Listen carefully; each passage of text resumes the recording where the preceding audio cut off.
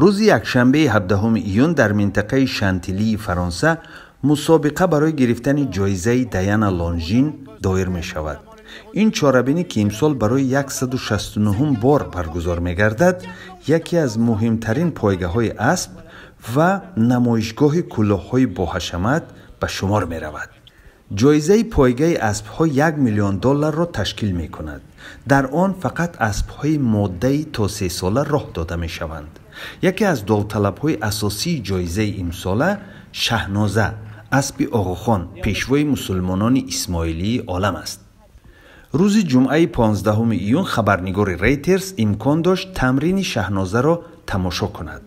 مربی شهنازه آلن رویر دوپره می گوید او 40 سال این جانب اسب‌های آقاخان را تربیت می کند. او می افزاید همکاری آنها باعث شده است که اسب‌های آقاخان 6 دفعه جایزه دیانا لونژین را به دست آوردند. به قول رویر دوپره پیشبینی نتیجه پایگاه امساله دشوار است، زیرا چند اسب امکانی برابری پیروزی دارد.